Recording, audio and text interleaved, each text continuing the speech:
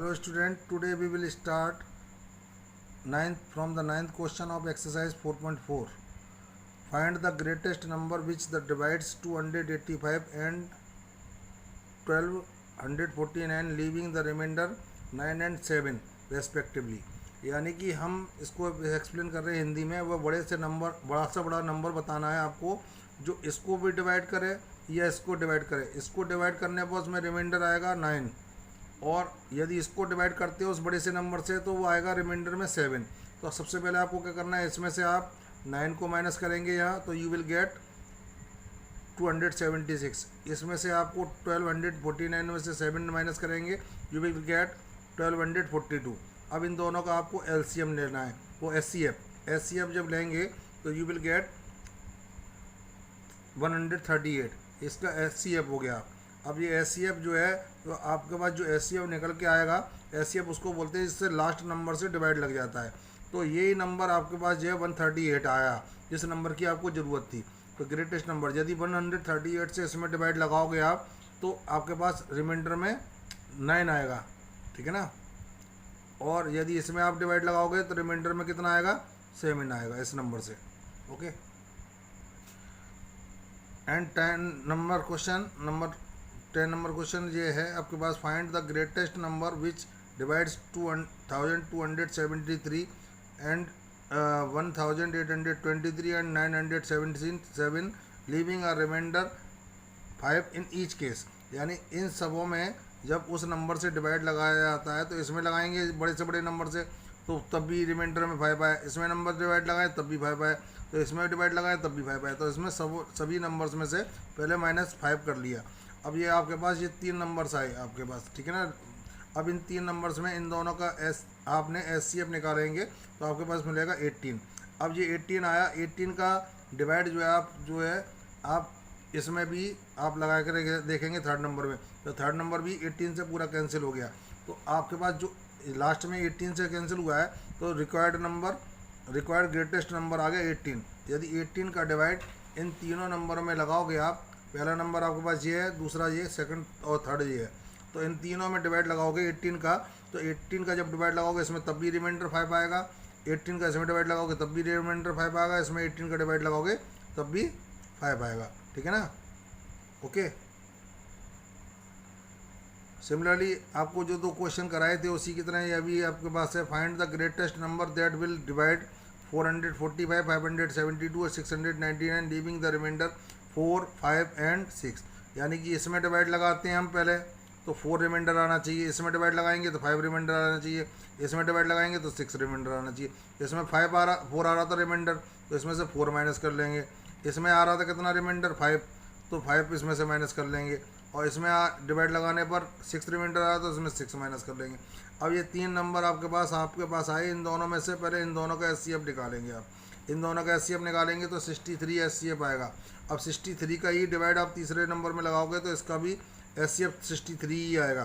तो आपके पास जो 63 है द रिक्वायर्ड ग्रेटेस्ट नंबर 63। अब 63 का डिवाइड अब इन नंबरों में लगा के आप देखेंगे, चेक करेंगे अपने आप, तो आपको पास रिमाइंडर में 4 मिलेगा, इसमें डिवाइड लगाएंगे तो रिमाइंडर में 5 मिलेगा, इसमें डिवाइड लगाएंगे तो रिमाइंडर में 6 मिलेगा, ठीक है ना। तो ये आपके पास इसका सॉल्यूशन होगा इस क्वेश्चन का। अब now 12 number question, a rectangular courtyard means आंगन। एक आंगन है रेक्टेंगल शेप में, इसका is 21 metre and 36 centimetre long है, इसकी लेंथ है ये, एंड 70 मीटर 44 सेंटीमीटर इसकी ब्रॉड है, यानी इसकी ये चौड़ाई है।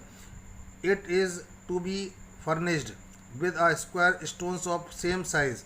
यानी कि इसमें हमें इसको स्क्वायर शेप में, इस शेप में आपको क्या लगाने हैं, स्टोन्स लगाने हैं। और तो कितने स्टोन्स इसमें लग जाएंगे ये पूछ रहा है मैक्सिमम, ठीक है। तो कम से कम कितने लगेंगे, ठीक है ना, जितना हो। तो इसकी लेंथ को सबसे पहले कन्वर्ट करके हमने सेंटीमीटर में कर दिया, इसकी ब्रेथ को भी हमने सेंटीमीटर में कन्वर्ट कर लिया। जो सेंटीमीटर में कन्वर्ट हो गया है, अब इनका हमने एचसीएफ, तो हमने एचसीएफ निकाला तो 24 आया। तो ये 24 एचसीएफ आया तो वो उस स्टोन की साइड आ गई जिस स्टोन को हमें इसमें लगाना है फर्निश करने के लिए, अच्छा करने के लिए, सुंदर बनाने के लिए। तो आपके पास ये साइड आ गई। अब पूछ रहा least possible number of such stones, यहाँ पे स्टोन्स हो गए, कितना स्टोन्स लगेंगे, तो इसका एरिया, ये स्क्वायर शेप में ये है तो इसकी जो साइड है ये, तो अब आपके पास कोर्टयार्ड का एरिया ले लेंगे, यहाँ कोर्टयार्ड का एरिया, और यहाँ क्या करेंगे हम एक स्क्वायर टाइल्स का एरिया ले लेंगे, तो साइड जो है इसकी 24 है तो ब्रेथ भी 24 होगी, 24 इंटू 24 या साइड इंटू साइड। अब इससे डिवाइड लगाएंगे 74 1 टाइम्स जाएगा, इसका डिवाइड इसमें लगाएंगे 89 टाइम्स जाएगा, इन दोनों का मल्टीप्लाई करेंगे तो आपके पास 6319 इतने स्टोन्स आपको ज़रूरत पड़ेंगे यदि आपको उसको फर्निश कराना है तो। Okay, this is the answer of this question. How many square shaped plane piece of cloth of the biggest of possible size can be made out of cloth 20 centimeter in the length, यानी 120 centimetre length का ये कपड़ा हमारे पास, और इसकी length ये है, breath ये है। अब बताओ उससे स्क्वायर शेप के कितने बड़े बड़े पीस काटे जा सकते हैं, तो इन दोनों नंबरों का हम पहले लेंगे SCF, तो SCF निकल के आया 24। तो size of the square shaped piece of cloth, यानी जो जैसे टाइल्स वाला भी हमने क्वेश्चन करा था ऊपर, या स्टोन वाला करा था, उसी तरीके से पहले तो इनका हमने क्या निकाल लिया, साइड निकाल ली। अब इस साइड का क्या करेंगे, अब इसमें हमें निकालना है number of square shaped piece of cloth, यानी कि जो स्क्वायर शेप में, तो क्लॉथ का एरिया ले लिया, क्लॉथ की लेंथ ये थी और ब्रेथ ये थी, और जो हमारे पास पीस था उसकी साइड जो आई थी ये थी, उसका एरिया निकालेंगे तो साइड इंटू साइड, साइड थी 24 इंटू साइड फिर यहाँ रख देंगे, इससे डिवाइड लगाएंगे 5 टाइम्स, इससे डिवाइड लगाएंगे 4 टाइम्स। अब आपके 4 5 20 पीसेज आपके पास आंसर आ गया, ठीक है ना। ये this is the answer of this question. 14 number question, the length breadth and height of a hall are 3675 centimetre, 2100 centimetre इसकी आपके पास ब्रेथ हो गई, पहले लेंथ दे रखी है तो लेंथ ये हो गई, ब्रेथ ये हो गई, हाइट ये हो गई। रेस्पेक्टिवली का मतलब होता है कि आपके पास जैसा कि आपको बताया गया कि इसकी लेंथ ब्रेथ एंड हाइट है, तो रेस्पेक्टिवली मतलब होता है पहले लेंथ दे रखी है तो पहले लेंथ है, ब्रेथ दूसरे सेकंड नंबर पे तो सेकंड नंबर वाली वैल्यू जो ब्रेथ की हो गई, थर्ड नंबर पे हाइट है तो थर्ड नंबर की वैल्यू जो है ये हो गई आपके पास हाइट की, ठीक है ना। What can be maximum length of a tape with which we can measure the length breadth and height of the hall, यानी ऐसा एक टेप बताना है जिससे तीनों उससे नापी जा सकें एग्जैक्टली, ठीक है। तो आपको इन तीनों नंबर का पहले SCF निकालेंगे, तो 2 नंबर का SCF निकालेंगे तो आपके पास SCF निकल के आएगा 525। अब इस 525 का तीसरे नंबर में भी डिवाइड लगाएंगे तो आपके पास तीसरा नंबर आपके पास 1050, ये हाइट थी आपके पास, इसमें भी डिवाइड लगाएंगे तो SCF इसका भी निकल के आएगा 525।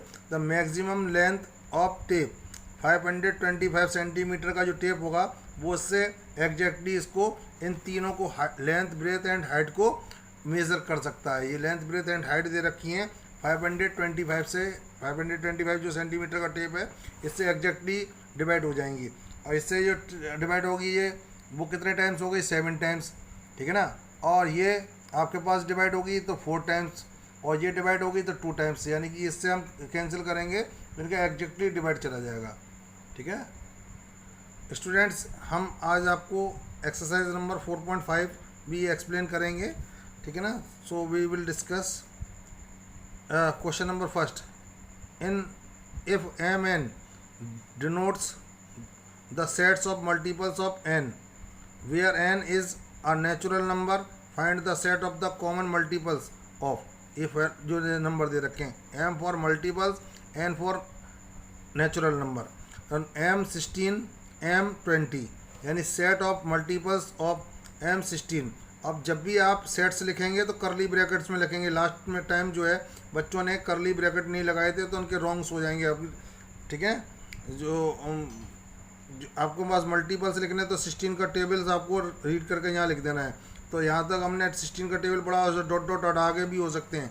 अब आपको सेट ऑफ 20 का दिखाएंगे मल्टीपल्स का, तो 20 का टेबल रीड करते हुए चले जाएंगे।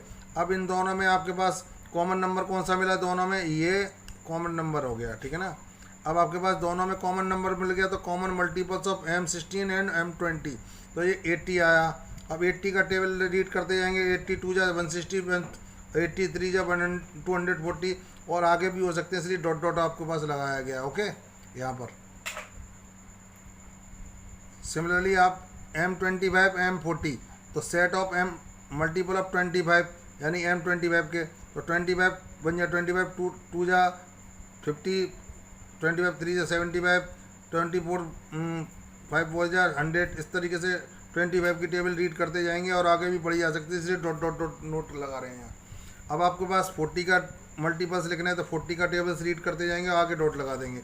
अब इसका कॉमन मल्टीपल्स कौन सा हो गया, तो 200 दोनों में कॉमन मल्टीपल आया है ये दोनों में, तो हमने 200 यहाँ नोट कर लिया। 200 की टेबल रीड करते चले जाएंगे और आगे भी पढ़ी जा सकती है, इसलिए डॉट डॉट लिख लेंगे। अब इस क्वेश्चन नंबर फर्स्ट का ये जो है 1 का डी जो है आपको अपने आप करना है, डू योर सेल्फ, ठीक है।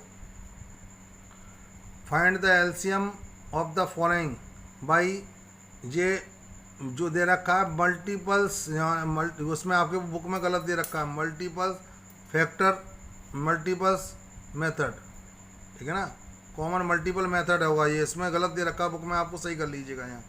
तो मल्टीपल्स ऑफ 9 का टेबल पढ़ते चले जाएंगे, मल्टीपल्स ऑफ 21, तो 21 का रीड करते चले जाएंगे। अब आप इन दोनों में कॉमन नंबर कौन सा आ गया, 63, तो 63 जो है इसका एलसीएम होगा कॉमन मल्टीपल, ठीक है ना, common multiple, lowest common multiple, lowest common multiple का लोएस्ट का मतलब एल यहाँ आ गया, कॉमन का सी और मल्टीपल का एम, तो लोएस्ट कॉमन मल्टीपल एलसीएम की फुल फॉर्म ये हो गई, ठीक है ना। इन दोनों का जो एलसीएम जो आएगा वो 63 होगा। सिमिलरली आप जो है 16 और 36 का भी ले सकते हैं, मल्टीपल ऑफ 16 का टेबल रीड करते चले गए, अब इसका रीड करते रहे, फिर 36 का टेबल रीड करेंगे, दोनों में जो कॉमन मिलेगा वो इसका एलसीएम हो जाएगा, यानी lowest common multiples of 16 and 36। Similarly आप इसको भी अपने आप कर सकते हैं, मल्टीपल्स ऑफ 22 का टेबल रीड करेंगे तो बहुत लंबा यहाँ तक जाके बहुत ज़्यादा दूर जाके आपको कॉमन मल्टीपल्स मिल रहे हैं। तो ये कॉमन मल्टीपल्स जो मिले हैं हमारे पास, तो ये गलत बाई मिस्टेक जो मुझसे लग गया था, तो 462 ये दोनों में कॉमन आ रहा है, तो ये कॉमन लिख देंगे यहाँ, ठीक है ना। अब आपके पास ये जो है दोनों का क्या है कॉमन मल्टीपल्स, यानी कि 22 का और 42 का, तो एलसीएम आ गया इन दोनों का 462। अब find question number 3, find the LCM of the following by prime factorisation method. अब आपने इनके प्राइम फैक्टर्स कर लिए, 2 3 से कैंसिल करेंगे, दोनों नंबर 3 टाइम 3 6 जा 3 बन जा 3, 3 2 जा 6, 2 बन जा 2। ये जरूरी नहीं है कि बड़े नंबर से ही छोटे नंबर से ही पहले काटा जाए, यानी किसी भी नंबर से यहाँ पर ऐसे नंबर आने चाहिए जो प्राइम्स हों, यानी कि वो किसी और से नहीं कटते हों, ठीक है ना, उन्हें प्राइम नंबर्स कहते हैं। जैसे यहाँ आपके पास 6 नहीं आ सकता या 9 नहीं आ सकता, 9 से तो आप जो भी दोनों कट रहे हैं, 9 क्यों नहीं आ सकता, क्योंकि 9 is not a prime number, it is a composite number. जैसे 9 से कट सकते थे लेकिन 9 नहीं लिखेंगे यहाँ, हमें प्राइम नंबर ही लिखने हैं जो किसी से डिवाइड नहीं जाते हैं, यानी प्राइम नंबर वो होते हैं जो 1 से और इटसेल्फ यानी अपने आप से और 1 से कैंसिल हो जाते हैं या डिवाइड हो जाते हैं। तो इन दोनों का जो एलसीएम आएगा वो 3 × 3 × 2 आएगा, तो इन दोनों का मल्टीपल से करके ये 18 आ गया, इसका एलसीएम हो गया। इसी सिमिलरली आप इसको भी इस तरीके से ही कर सकते हैं, इनके प्राइम फैक्टराइज करके इन दोनों का समों का मल्टीप्लाई करके 128 हो गया। क्वेश्चन नंबर 3 CDEF आपको अपने आप करना है। डिवीज़न मेथड से आपको इसमें फैक्टर वो होता सेम वही है, ऊपर वाला और नीचे वाला, उसमें एंड में नीचे 1 बनाना है, लेकिन इसमें ये ज़रूरी नहीं नीचे 1 बनाए, तो पहले हम सेम नंबर से ऐसे नंबर को यहाँ लेते हैं वो जो 2 या 3 नंबरों को पूरा काट सके। तो ये तीनों को कैंसिल कर रहा है, तो 24 टाइम्स हो गया, कैंसिल हो गया 2 से, ये 36 टाइम्स कैंसिल हो गया, ये 40 टाइम्स, और फिर ये 2 से कैंसिल हो जाएंगे 12 टाइम्स, 18 टाइम्स और 20 टाइम्स, फिर ये 2 से कैंसिल हो जाएंगे। अब ऐसे ही ये 3 से ओनली ये 3 और 9 कैंसिल हो रहा है, बट 5 नहीं कैंसिल हो रहा, और 3 से ये दोनों कैंसिल हो रहे हैं। अब 5 जो अकेला बचा तो इसको हम 5 को नहीं छोड़ देंगे। अब इन सबों को लेने के बाद इस 5 को भी यहाँ नोट कर लेंगे लास्ट में, तो इन सबों को लेंगे 2 2 2 2 × 2 × 3 सॉरी 3 × 3, तो 2 2 2 2 × 3 × 3 और ये 5 जहाँ नोट कर दे। इन सबों का मल्टीप्लाई करेंगे तो आपके पास मिलेगा, यू विल गेट 720, तो 720 इन तीनों नंबर्स का एलसीएम हो गया, ठीक है। अब 40, 48, 90 इन दोनों तीनों नंबरों को देखें पहले कैसे कट रहे हैं, कैंसिल हो रहे हैं। तो 2 से तीनों नंबर्स कैंसिल हो रहे हैं, 20 टाइम्स, ये 24 टाइम्स और 45 टाइम्स। अब ये 2 से ये दोनों नंबर तो कम से कम हो ही रहे हैं ना, तो दो नंबरों को हम इनको इससे कैंसिल कर देंगे 10 टाइम्स और 2 से कैंसिल करेंगे 12 टाइम्स। अब ये 2 से ये दोनों नंबर अभी और कैंसिल हो रहे हैं, तो 2 5 से 10, 2 6 से 12। अब ये 3 से कम से ये दो नंबर तो हो ही रहे हैं ना, तो 3 भी हम यहाँ कैंसिल करके 3 2 जा 6, 3 से कैंसिल करें 15 टाइम्स, तो 5 को नोट कर दिया। अब ये 5 से कम से कम दो नंबर तो कैंसिल हो रहे हैं, तो 5 1 जा 5 और 5 3 जा 15। अब ये दो नंबर आपके पास आए लास्ट में, ये किसी से सेम नंबर से नहीं डिवाइड हो रहे, तो इनको लास्ट में हम यहाँ नोट कर लेंगे। इनको नोट करने के बाद तो 2 इंटू 2 इंटू 2 इंटू 3 इंटू 5, और ये दो बड़ों बच्चे यहाँ नोट कर लिए। इन सबों का मल्टीप्लाई करेंगे, यू विल गेट 720। तो 720 इन तीनों नंबर्स का 40, 48, 90 का एलसीएम हुआ। और क्वेश्चन नंबर 4 का CDE आपको अपने आप करना है, do yourself. Okay, now I am going to explain question number 5।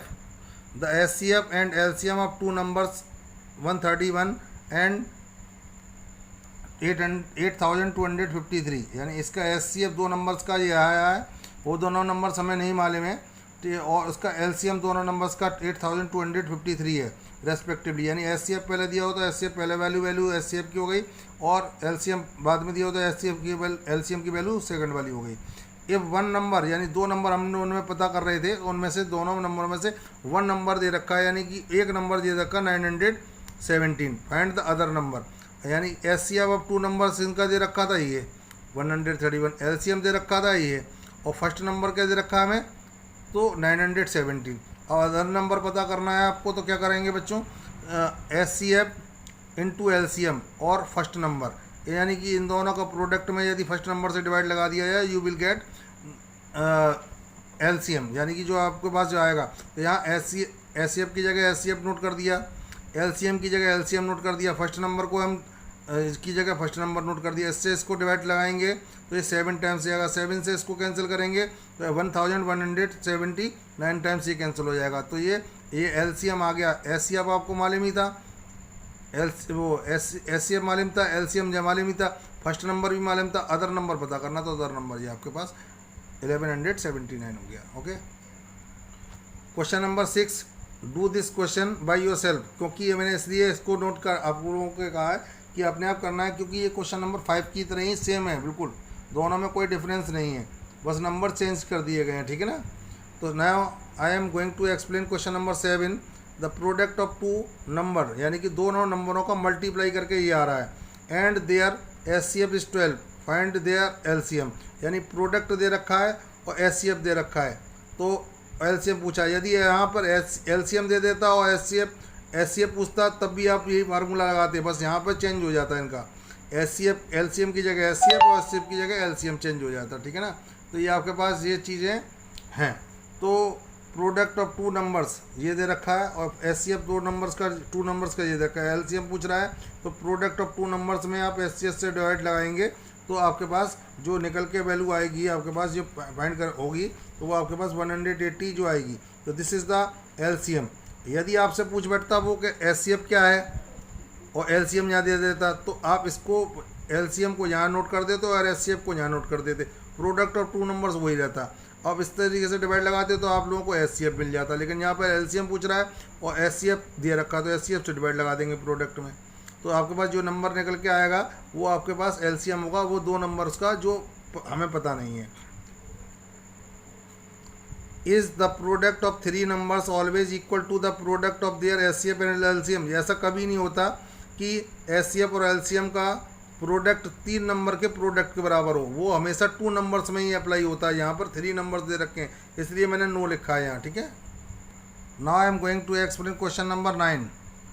On a particular day from Jaipur to Delhi, buses ran at intervals of 40 minutes, while from Delhi to Jaipur they ran at intervals of 45 minutes. At what earliest time would the two buses coming from opposite direction pass a particular bridge if they passed the same bridge at 10:15? यानी कि वो ये कुछ buses हैं जयपुर से दिल्ली जो चलती हैं हर 40 मिनट के बाद चलती हैं, और दिल्ली से जो जयपुर है वो जयपुर से दिल्ली थी वो 40 मिनट से बाद चलती हैं हर बस, और दिल्ली से जयपुर जो है 45 मिनट से बाद चलती हैं। अब वो एक पुल को जो है 10:15 पर पास करती हैं, तो वो नेक्स्ट टाइम जो है कब पुल को पार करेंगी, तो वो टाइम पूछ रहा है कितने बजे पास करेंगी। तो ये आपको क्वेश्चन अपने आप नोट करना है और मैं आपको डायरेक्ट एक्सप्लेन करने जा रहा हूँ। Each bus ran from Jaipur to Delhi at intervals of 40 minutes, यानी कि जयपुर से जो बस जाती है दिल्ली के लिए वो हर 40 मिनट बाद छूटती है। Each bus ran from Delhi to Jaipur at intervals of 45 minute, और जो दिल्ली से जयपुर जा रही है वो हर 45 मिनट्स में मिल रही है। तो इन दोनों नंबर्स का हम क्या करेंगे, एलसीएम निकालेंगे। एलसीएम जो आया आपके पास कितना आया 350। अब we will change the LCM in hours and minutes. अब इसको हम आवर्स और मिनट्स में चेंज करेंगे तो 60 से डिवाइड लगाएंगे तो आपके पास मिलेगा 6 आवर्स एंड 00 मिनट। अब इसको जो टाइम दिया गया था वो 10:15 पर दिया गया था, तो आवर्स एंड मिनट यहाँ नोट करने के बाद इन दोनों को यहाँ नोट कर लिया, जो 10:15 दे रखा था आपको AM। अब आप इसको 6 आवर्स आपके पास ये आया तो 6 आवर्स 0 मिनट यहाँ, इन दोनों को ऐड करोगे तो 16:15 आया। ये रेलवे का टाइम हो गया, इससे कन्वर्ट करोगे आप नॉर्मल टाइम में PM और AM में, तो 16 जो है 16:15 पे मतलब ये 4:15 PM का टाइम होता है, ठीक है। तो ये 16 इन दोनों को आपको यहाँ पर मैंने वीडियो हाइड हो गया था मेरा, तो मैं आपको दोबारा एक्सप्लेन कर देता हूँ। अब इसको आपने क्या करा था कि इसको आवर्स में और मिनट में चेंज कर लिया। अब जो आवर्स और मिनट्स आए तो वो उसको जो टाइम दिया गया था बस का जो दोनों ब्रिज पर मिल रही थी उसका 10:15 था, तो 10:15 में ये 6 आवर्स और 00 मिनट ऐड कर लेंगे यहाँ, तो आपको ये रेलवे का टाइम बन जाएगा। इस रेलवे के टाइम को कन्वर्ट करके आप नॉर्मल टाइम में PM और AM में कन्वर्ट करोगे तो 16:15 पर शाम को 4:15 पर ये बसेस दोबारा एक साथ फिर मिलेंगी पुल पर। Question number 10, I am going to explain 3 bells commence tolling together, यानी 3 बैल एक साथ बजती हैं। They toll at intervals of 6 second, यानी पहली बैल 6 सेकंड हर 6 सेकंड बाद बज जाती है, यानी 6 सेकंड हुए उसके बाद फिर बजे। तो दूसरी बैल जो है हर 8 सेकंड बाद दोबारा बज जाती है, और जब ये और 10 सेकंड बाद थर्ड बैल हर respectively. Calculate the number of times they toll together in the next 30 minute, यानी वो 30 मिनट्स में वो कितनी बार एक साथ बजेंगी, तो ये पूछा जा रहा था। इन सबों का हम पहले लेंगे। पहली बैल बजती है हर 6 सेकंड बाद, सेकंड बैल जो है 8 सेकंड आफ्टर 8 सेकंड, और हर थर्ड बैल जो है हर 10 सेकंड बाद जो है बज जाती है, ठीक है ना। तो इन तीनों का एलसीएम ले आप लेंगे तो आपके पास मिलेगा आपके पास 120 सेकंड। 120 सेकंड को कन्वर्ट करोगे तो आप कितना आएगा 2 मिनट, यानी 1 मिनट में 60 सेकंड होते हैं, तो इसमें 120 सेकंड है तो 2 मिनट्स हो गया। अब ऑल द बेल्स ये है 10, ये 10 bell toll together every 2 minute, हर बेल जो है सब एक साथ बजेंगी तो 2 मिनट बाद फिर दोबारा बज जाती हैं। So they will toll together in 30 minutes, तो हर 2 मिनट बाद में बज रही हैं, तो 30 मिनट्स में कितनी बार वो एक साथ रैंक करेंगी, ये टोल करेंगी, इसका इसमें डिवाइड लगा देंगे तो 15 टाइम्स वो टोल कर जाएंगी, यानी बच जाएंगी एक साथ 15 times. Now I am going to explain the last question of this exercise. 11 number question, Ajay saves ₹9.25, यानी 9 रुपीज़ 25 पैसे डेली, यानी इतना रुपया वो डेली सेव कर रहा है। तो find the least number of days in which he will be able to save the exact number of rupees. जैसे ये पैसे हैं, इसमें पैसे नहीं आने चाहिए, यहाँ पर ऐसे ये रुपीज़ हैं तो रुपीज़ ही आने चाहिए। तो वो बताइए कितने दिन में एग्जैक्ट रुपीज़ वो कर लेगा। यहाँ पर आपके पास 25 पैसे आया, जगह 00 आना चाहिए। तो देखें, तो फर्स्ट डे उसने सेव करता है तो पहले दिन एक दिन सेव करेगा तो वो 9.25 रुपीज़, यानी इसमें 0 नहीं आया। तो पहले दिन में 0 नहीं आया तब 2 से मल्टीप्लाई करेंगे तो 2 डेज़ में वो 18.50 कर लेगा, क्योंकि एक दिन में इतना कर रहा है तो 2 डेज़ में तो डबल करेगा इसके। तो इसमें भी यहाँ लास्ट में 0 नहीं आया। अब आप 3 से मल्टीप्लाई करेंगे तो आप देखेंगे तो 27 27.75, यानी यहाँ पे भी जीरो नहीं आया, एग्जैक्ट रुपीज़ नहीं आई, क्योंकि एग्जैक्ट रुपीज़ होती है 27 या 28, तो यहाँ पर 27 रुपीज़ और 75 पैसे आए। अब 4 डेज अब उसने फोर्थ डे में आपने उसने सेव करा, तो फिर इतना 4 डेज से मल्टीप्लाई करेंगे तो आपके पास 37.00 आ जाएगा, यानी कि इसमें एग्जैक्ट रुपीज़ हो गई, क्योंकि इसमें पैसे तो है ही नहीं। तो आपने देखा 4th डे में जाकर वो 4 दिन तक जब करेगा तो वो एग्जैक्ट रुपीज़ सेव कर लेगा। तो Ajay will able to save the exact number of rupees in 4 days. This is the answer of this question. Okay, students, it is enough for today. I will provide the next video soon.